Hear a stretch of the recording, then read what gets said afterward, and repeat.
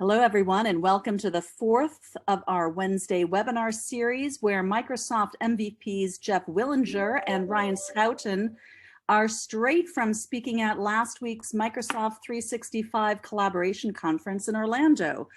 The unique characteristic of this event is that it was one of the very first in-person, if not the very first in-person event this year in the Microsoft community. And the first event where Microsoft themselves sent industry experts and thought leaders to participate in keynotes and speaking sessions and in the workshops. So before I introduce you to Jeff and Ryan, who many of you already know, I just wanted to mention a few housekeeping items. We've got the Q&A open, so we'll be monitoring it throughout the session. This is really informal, so ask away, and we'll try to pause before we go to next topics. And if your topic isn't mentioned when we close and go to Q&A, we'll make sure we cover it then. So without any ado, I'd like to turn it over to Jeff Willinger, who is going to kick off today's session. Thanks, Jennifer. Super psyched to be presenting to you guys. Nothing beats in person, but you know, this is almost as good. Next slide, Ryan. A little bit about me real quick. You know, I wake up every single morning figuring out how to build a connected organization. What does a company need to do to get more social, to get more collaborative, and answer the question, what's in it for me? My job at Vizio is running North America and South America, I guess all of the Americas, and Central as well, for any of my friends down in Colombia. I'm part of the Microsoft Content Services group. I've been MVP for a long time. And for anybody that's on Twitter, please give me a little shout out. I'm Jay Willie, listening to Jay Willie rant and rave about strategies and migrations. That's really our sweet spot at Vizio, is moving organizations from fill in the blank to Microsoft 365. So Documentum, FileNet, LiveLink. That's what gets us up in the morning. I also happen to be the father of three. Actually, they're no longer teenagers. They are now 20-somethings. So I'll have to update the slide. Enough about me. Over to you, Ryan. Sweet. Yeah, my name is Ryan Scouten. Recently started with Vizio. Happy to be here. Also help working with Jeff on the Americas. Excited to help get companies and improve their collaboration and productivity so that way they can accomplish and achieve their goals and be more successful. Like Jeff, I've also been an MVP, Microsoft MVP for several years, also Microsoft certified trainer. I've been doing that for quite a few years as well, in addition to speaking at a lot of these conferences like the one that we attended last week. So it's been interesting seeing how conferences have evolved, especially in this COVID timeframe, and I'm sure we'll talk about that a little bit more, but happy to be here. Thanks, Ryan. Let's take a look at the agenda real quick. I'm going to talk just for a little bit about Microsoft Viva. Viva is changing my life. It's changing really the way Vizio is doing business. We're building out a Viva practice, which I'm super excited about. I'm going to do a high-level overview about that. Ryan's going to talk about what it's like to actually put on a hybrid conference. He's going to talk about Vizio, Power Apps, Teams, SharePoint, and then Q&A at the very end. Hope that is good. If anyone has got any questions, just put them in the Q&A, and I think Jennifer is monitoring that for us. And as much as I like to talk, and you're going to find out I like to talk a lot, feel free to jump in at any time. Next slide, please. Let's talk about resilience. This is one of my absolute favorite slides. Of course, I put it together, but really a lot has changed in the last year. Even as people are starting to go back to work, and they are going back to work, and what I mean by that, we never left work, but they're going into the offices. But how we work will be permanently transformed by the pandemic. I'm sure everyone could understand that. Many organizations have adapted and adopted to remote and hybrid work, but all of this is new, and really it's changing on a daily basis. So what does that mean? It really means that it's demanded this, what I call an unprecedented resilience. Nearly every customer I talk to is trying to figure out how to make this new world of work more sustainable. And what I mean for more sustainable for their people, more sustainable for their organizations and for themselves. And many of us are realizing that what is needed to survive and thrive in this new culture of resilience that enables people and organizations to continually adapt, basically for what's next. During this last year, we started well before that. We've been focusing on change, listening to the customers, doing research, analyzing this research. And really what that does is it gives us an amazing sort of insights in order to help and guide customers throughout the country and really throughout the world. Next slide, Ryan. One of the key insights from research in this area, more than ever, people are the key. At the end of the day, it's the people that are the key. These are some stats and tons of other research that companies invest in their people and focus on improving the employee experience. We can directly impact employee engagement and involvement, retention, customer satisfaction, and at the end of the day, really increase organizations' financial resilience and financial success at the end of the day. Let's look, next slide, please. So these are basically, based upon the research, we narrowed it down to 6 elements of having a great employee experience. Well-being. You feel safe at work, physically, mentally, and emotionally. You feel uniquely valued and treated equitably with dignity. Connection. You belong as a trusted, integral member of the diverse community. You have a high-quality relationship with your colleagues, characterized by mutual respect. And I've got to tell you, we at Vizio, it's unprecedented, the connection that I've got to my fellow colleagues. Focus. You know what success looks like and what to prioritize. You know when you're on track and you get feedback that helps you improve. Empowerment. You can easily find information, people, tools, resources you need to do your job anytime, any place, on any device. Growth. You get what you need to maximize your strengths, learn new skills, broaden your experience, and progress toward your goals. And then finally, purpose. You're part of something bigger than yourself. Your work serves others and has a meaningful impact. Next slide, please.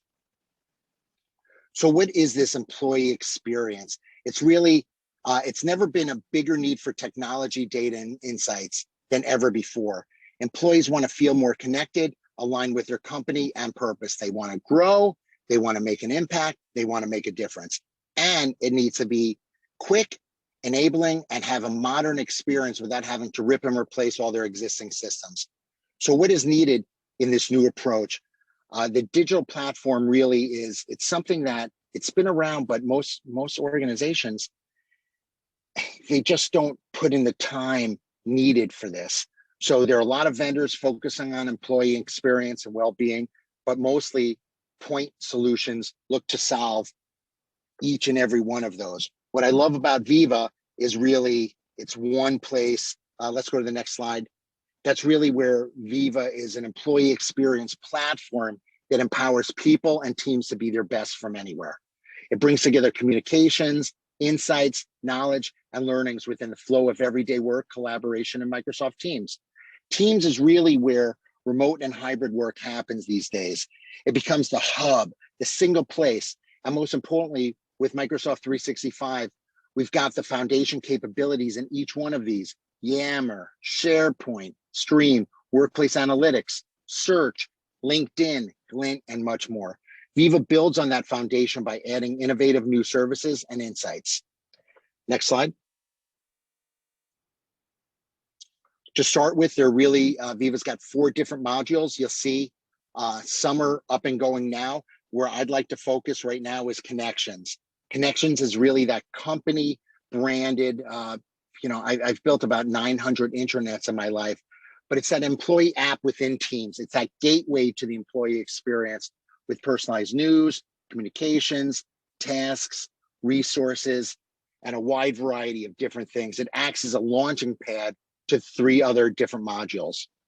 Insights brings together Workplace Analytics, My Analytics, and Glint into that unified insights within Teams to provide data-driven, privacy-protected insights for individuals, managers, and leaders. Topics focuses on knowledge and expertise. That's really the secret sauce. Topics applies AI to identify knowledge and experts within an organization into shared topics. It automatically creates topic pages for each topic. It's basically like a Wikipedia for the enterprise. And then finally, learning. It's really where learning fits in. It's a place to easily discover informal and formal learning in the flow of work. Next slide. Viva really is unique in 5 different ways. It's that integrated system of employee experience instead of fragmented point solutions. It puts people at the center of delivering personalized experiences embedded into apps. It provides powerful insights, and it's basically the security and the privacy. It's something that every organization could trust. And of course, finally, Microsoft Viva provides an open and extensible platform with an ecosystem of partners like Vizio. So Viva works with your existing systems. It's not something new, it's something that you have already. So this is just like a little slide. Next slide, Ryan. This is basically the Viva ecosystem in a nutshell. Customers have told us they don't want to start from scratch, and you don't have to start from scratch. We don't have to rip and replace. You already have most of it. So we're taking a platform and ecosystem approach with Viva. They're partner integrations that we already have. And now I'm going to, let's see, I think I've got one more here. That's basically it on my half. Ryan, I'm going to pass it over to you. But I hope this was like a high level overview so that everyone could get an idea what Viva means to your organization and what you could do. Thank you, Jeff. Over to you, Ryan. Sure. Thank you. So yeah, if anybody wasn't aware, this is, and as Jennifer mentioned in the beginning, the Microsoft 365 Collaboration Conference that was last week was the first of its kind fully hybrid event in the Microsoft ecosystem. There have been other events that have been organized that kind of did mixtures where they had some sessions that are available virtually and some were in person only. As part of this conference, every single session was available both in person and virtually. They also had attendees that were in person and virtual. They had speakers that were in person and virtual. So they had a nice mixture of people that were able to attend due to their situations. They had those that weren't. Also, Microsoft, this was the first conference where they were actually able to send Microsoft people to a conference. So this is kind of a good change and starting to get back to, okay, we're getting back to the things, which was also an interesting thing with the conference is that people were, all of us, whether it was speakers, whether it was attendees, whether it was the event organizers, we're all getting back into the swing of how do we attend? How do we go to? What do we need to do to prepare for an actual attending a conference? A lot of the speakers have talked with them while we were there, remembering, oh yeah, this is what we got to do. This got to get back in the swing. Make sure my travel bag has all the adapters and chargers and all the things we need. So it was a good learning opportunity and a good way to get started and back up to speed on this is what it takes to attend events again. So it was really good. We had a good set of attendees. I think it was about a mixture with those that were in person and those that weren't. There were people that they actually had a conference app that allowed people to be able to communicate and interact with each other. And the question is, okay, would you attend an in-person event in the future? Like attend this event if it was in person in the future? And resoundingly, most of the people said yes. Even those that were not able to this time, the response was yes. People are excited to get back to in-person attendance at conferences. And we got a video here that Jeff recorded while he was out there. I think this is in the lunch hall. So we'll go ahead and start that. Super psyched to be here representing Vizio. Look at all these people. We're dying to get social. I'm dying to get social, and I'm having a great time. Wish you guys were here. So it was a good conference. Like I said, a lot of people here. There were not a lot of things that were announced exclusively at this conference, but there were a few things that they did announce, which made it really kind of cool. So one of the first things in Dan Holmes' keynote on the second day, they announced that Vizio is going to become included as part of the Microsoft 365 license. So all of your users that have Microsoft 365, and they said pretty much for all of the levels, will have Vizio available to them. Now, They did mention there will be extended levels that have more features, but the basic Vizio, everybody will be able to use and take advantage of. So that was kind of cool. It was, hey, we're getting something here. Microsoft realizes that this is a key tool that's needed for people to be able to work together, and especially in this distributed world where people are in mixture of hybrid and in person, at the office, not at the office. This is a good tool that helps you kind of collaborate and brainstorm and lay out processes, even though we can't be in the same physical room. Also, another thing, from what I was told, people have known about this for a little while, but one of the things they did announce in Charles Lamanna's keynote on the third day is that Power Automate Desktop is free for all Windows 10 licensed users. So this is kind of cool. I don't know if you haven't seen this. This gives you the ability to be able to automate processes on your machine. So say, for example, you have a standard message you send out to people. You can, without having to go through Power Automate, you can actually do recordings of the different steps that it takes on your machine to do the different things. So whether that is, hey, I need to go out and send this message, I need to go copy data from here, from this application over to this application, pretty much as long as you can walk through the steps to do it, the Power Automate Desktop will do that for you, and then you can run it in a repeatable fashion. So it's not a lot of, okay, hey, I'm feeling like a monkey here. So really kind of cool. One of the other things that one of the sessions I sat in that was really kind of interesting is Microsoft is more and more, as Jeff mentioned earlier, setting up Microsoft Teams as the hub for a lot of the communication and collaboration that goes on in an organization in the Microsoft 365 ecosystem. So as part of this, they're working on that closer integration. A lot of times, like for me, when I'm using Teams, there are certain use cases where I have to jump over to the SharePoint site. And as part of that, there's no real easy way of getting back to where I came from, especially if you're using the web version, kind of kicks you forward. So one of the things that in the session that Kathy Dew had, I think it was on the third day of the conference towards the end, she demoed that they're actually working on connecting and integrating all of these tools together. So for example, if you're in a SharePoint site that is associated with a Microsoft team, it will include a link that'll send you back to Teams if you need to get in there. Also, along those same lines, if you're in a channel folder inside SharePoint in a document library, it gives you a link from there in the command bar to be able to jump right back to the channel that's associated with that. So you have a lot closer integration, and the tools are working together. As you know, see from the picture here, people are excited to be able to be back in person and just with the old shenanigans again. Got a selfie of a selfie going on, but it's heartening to see the community after all this time being apart, excited to get back together again. So I think this conference really worked out well. Like I said, Microsoft announced a lot of their bigger things at Build, which was a couple weeks before. But it's nice to see, hey, they had Microsoft people in attendance. They were able to come in and participate as part of the event and be able to reestablish the connections that we've all had as part of this event. At this point in time, we can open up to questions if there are any. Like I said, this was I'd like to call it essentially a warm-up event for getting a lot of us back into the swing of things. So content announcements was on the lighter side, but it was good to be able to have this, get us all back up into the field again, and okay, yep, we're ready to roll for conferences. Ryan, that was great. Thanks so much. We've got a couple questions coming in. Let me start with the first one. What was the feedback from people that you spoke to, both in your speaking session and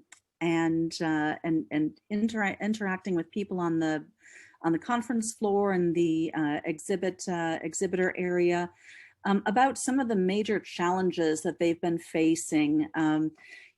Both as an outcome of remote working and virtual environments, but also from a technology standpoint.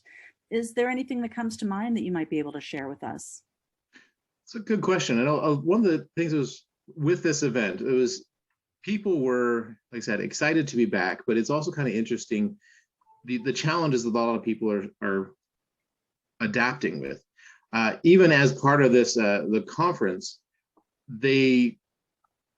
people are trying to get back into attending. And so the world that we're in, the interest on the different topics is kind of interesting.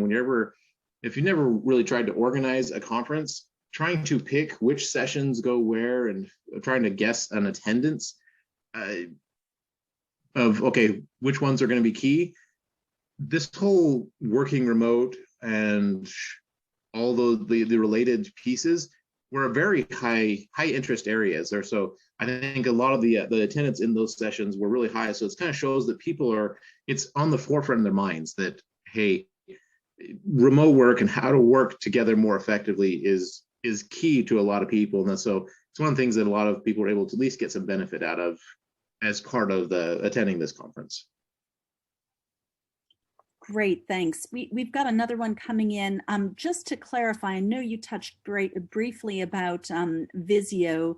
So the question is, when is Vizio going to be available with Microsoft 365 licenses? Is that immediately now?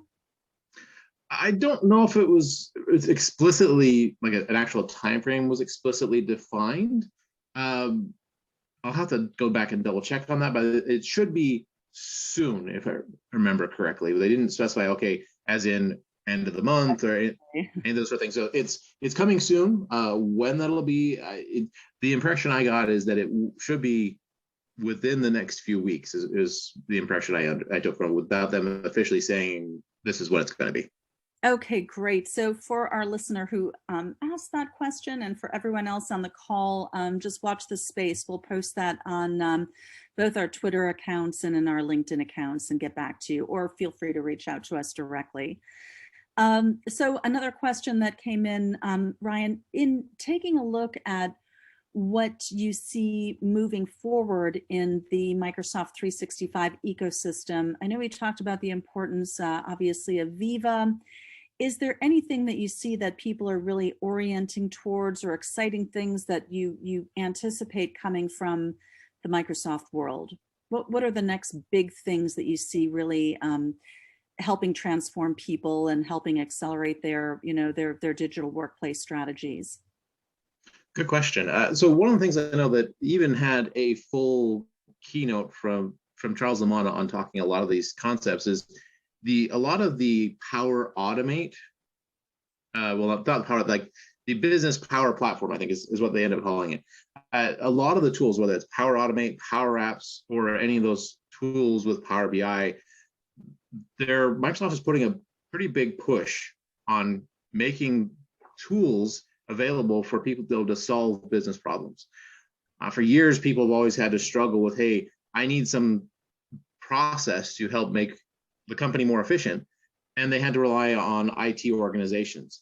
And IT organizations, nothing against them, they're just swamped. They have so much on their plates trying to keep the organization going, especially with COVID and all the work from home situations we've all had to deal with, that they're just overloaded. So Microsoft is adding in a lot of functionality into the Power Platform to be able to empower employees who are familiar with the processes and all the demands and needs to be able to accomplish the improvements they need on their own without having to wait for IT resources to become available to them. So I think Microsoft is really pushing a lot there. I know we talked about Viva, and again, Microsoft is also putting in a lot of weight in combining Teams as the hub, Microsoft Teams as the hub for all the different collaboration tools. So whether that is SharePoint, whether that's things coming out of the Power Platform, they're embedding and including accessibility to access content within Teams through the Power Platform, all just built in natively. So I think a lot of what we're going to see going forward is the Microsoft Teams becoming the central hub for interactions within the company. And as such, that's going to, a lot of the different pieces and tools in the Microsoft 365 ecosystem are going to connect together through Microsoft Teams. Great insights, and honestly, that self-service capability is so critical. I have heard many stories from people that are at support desks or in back offices trying to support workers in the field, and that was just such a big hurdle for people to overcome in the past year. And I'd like to touch on what you were saying, just as an extension to your discussion about Teams being the central hub. So as an enterprise or as somebody who's working at an NGO or public sector organization, say you're sitting in, you're using SharePoint as your central intranet, or you're currently on a different system. What is your advice for organizations that are looking to move to a Teams central environment? What do they need to do to prep? What are some of the steps they need to take? And what would your advice be for companies that are looking at taking that modernization approach for migrating content from their legacy systems to this new environment? So yeah, to prepare for this new world as we kind of see it, as the way things are going into Teams, the beauty of it is since the integrations with all the different tools in the stack makes it a lot easier, as is the Viva connections, as Jeff mentioned earlier, that also is exposed in SharePoint and in Teams. So a lot of the content and preparations, whether it's from your internet, can also be embedded as an app within Teams. So that way, without having to leave Microsoft Teams, they can just click on a link, they have access to the full intranet. So a lot of the expenditures and times and things they're doing on setting up a quality intranet will still pay off when it comes into Teams to make sure that people have a good experience with what they're dealing with. Now, as far as like moving and other content, a lot of the legacy things, as that's Zillow's specialty, is we specialize in helping teams migrate their content and including their metadata, which as part of the information with working with Viva and these other tools and Microsoft Search, the metadata is going to be extremely important in order to get value, be able to make it findable and discoverable, for the word I'm looking for there, to enable people to be able to find what they're looking for. Because a lot of times in organizations, when you do a migration, sometimes they'll just lift the data and move it someplace else. So say, hey, we've got the content. But in the end, discoverability is not a key factor. So the data is there, but it's not really of a whole lot of value to anybody. So it's something that can get lost fairly easy. So just the standard practices people are going through for setting up an intranet, getting good quality content, making sure information is tagged, that all those pieces will enable the discovery of that content and a simple transition into Microsoft Teams or wherever things go in the future.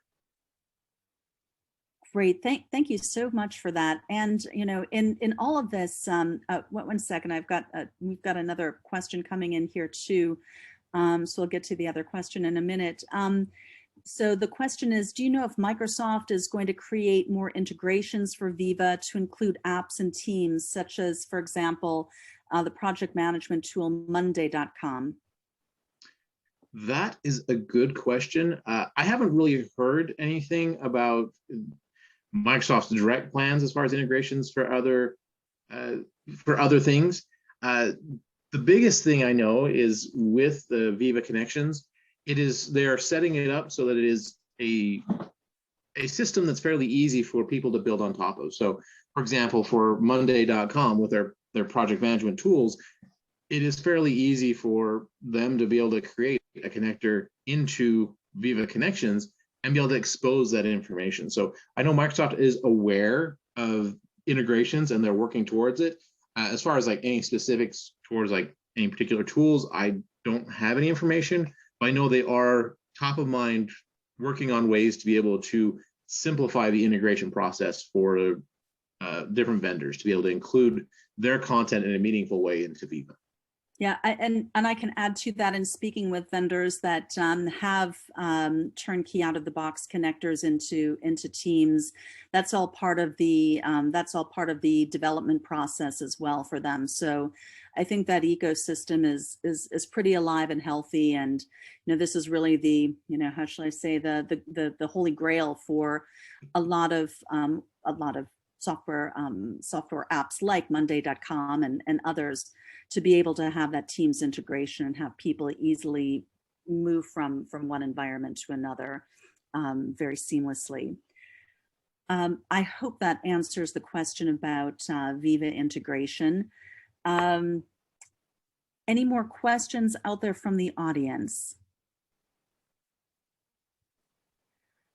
I have one follow-up question from your overall discussion, and again, feel free to keep the Q&A open if there's something that comes to mind. It sounds like there's really going to be, of course, as we all know, there's been a huge upskill requirement for knowledge workers and people working in both at office and virtual environments, just to get to the point where we're able to operate seamlessly or almost seamlessly in a home office versus being on site at your workplace, at your physical workplace. But it also sounds like there's still a lot of knowledge that's needed. It still seems like organizations need to accelerate their training and learning programs for workers. What type of things did you hear, or indeed, do you have any tips for people on the call today or listeners that are going to hear the recording afterwards about how the best way is to quickly onboard knowledge employees, onboard workers, and help them train and build their skills in this new environment? That is a very good question, especially in light of the topic we're talking about today about conferences. I know this is one of the first in-person conferences in a long time. Thank you, COVID. But conferences kind of give people a way. Granted, being a certified trainer, I've experienced there are people that learn differently. There's no there's no different way of discussing it. That's just the way it is. We all learn things in different ways. So I know some people learn really well through conferences. Some people learn really well through videos. Some benefit more with in-person type, have a little bit more one-on-one type situations. So I think the biggest thing is just kind of to know what those knowledge workers levels are to be able to deal with that. I think for me, what I found is the best way to kind of get somebody up to speed is you kind of need a high level overview, and then you need, for lack of a better word, a problem to solve. You need a goal that you're working towards. So by doing that allows you to be able to discover, okay, hey, this is what I'm working towards. How do I accomplish that? So in a lot of organizations, that can be key, whether now how they learn those, get the answer to their questions, whether that's through videos on YouTube or through different blogs. I know as part of this conference, the conference organizers coordinated with LinkedIn Learning. So there were several sessions and keynotes and things that were also simulcast through LinkedIn Learning to be able to take advantage and expose that content out there. So I know LinkedIn Learning is another one of those solutions that's going to be tying in that you can get some training on, whether you're going through there or through some of the other online training platforms.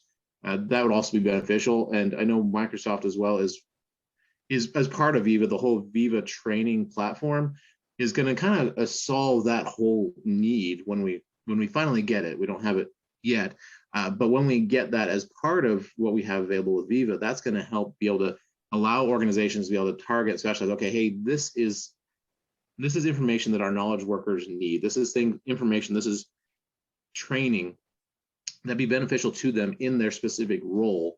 So it's a little more targeted than instead of just, okay, hey, go figure it out. They can say, okay, hey, this is what I know you're working and this is what you're up against. So this is a way to be able to target and specialize on that. That's a really great insight. So Ryan, building on that topic, it's really clear that all the participants, whether or not they were on site or virtually, really got some great value, learned some great skills and some great knowledge at the Collaboration Conference in Orlando. And looking forward and accelerating on that topic of how people can learn and expand their knowledge and share that within their organization, it sounds like the conferences that are scheduled for later this year starting in July and through the end of the year are really going to be important outlets and important resources for people that are in the Microsoft community, enterprises, NGOs, public sector organizations. And it sounds like there's a lot of options for people to take a look at the upcoming calendar and see what fits their schedule and their availability and their interest. I know that, of course, we've got the conference coming up in Las Vegas. That's December 7th through the 9th, also focused on Microsoft 365 collaboration tools like Viva, SharePoint, Syntex, and others. What else do you see on the schedule, and what are you looking forward to attending yourself? Yeah, I know that it's like, so some of the bigger ones, I know there's in July, so towards the end, actually not towards the end of July. So I know that the 28th through I believe the 30th, there is a SharePoint Fest conference that'll be happening in Chicago, and Celio will have a couple people there in attending and speaking at that conference as well, just like this one. There is a kind of a smaller conference just due to size, but not any limitations due to their content. It's the I forget exactly, the North American Collaboration Conference, I think is the official name, that happens in Branson, Missouri. That will be, I think that was about the 11th of August. So another really good conference. At this point in time, as far as Microsoft official conferences, it seems like for at least the next little bit, they're still going to go with the virtual approach, just due to the logistics of trying to make sure everything is back open and all that sort. So I know as far as official conferences, virtual is going to be the way, but there are still plenty of options out there as far as those that want to attend and are able to attend an in-person conference. There's plenty of good options, whether you're someone that's located on the eastern side of the United States or more the western side, for example, with the Microsoft 365 Collaboration Conference that's going to be happening in December.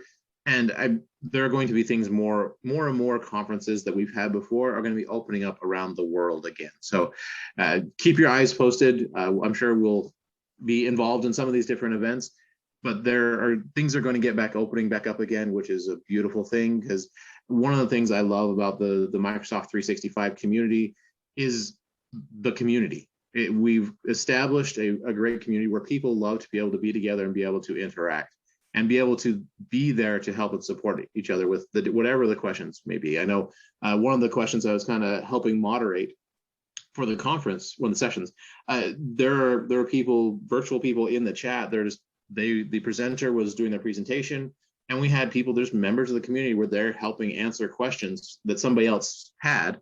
So it kind of took some load off the speaker, but they were also able to, hey, this is a community. And that's one of the things I love about all this, is that we are a community. We're there to help each other out. Great. Well, I couldn't have said it any better, Ryan, than yourself. This is a great way to close out today's session. I would like to thank everybody that joined us today. And for those of us that are going to be listening to the recording, please feel free to reach out if you've got any questions. If there's anything on your mind, if you need help with a project, or would just like to share some insights from the field. And with that, this session's a wrap. Thanks, everybody, and have a great day, and success to you with all of your digital workplace ventures.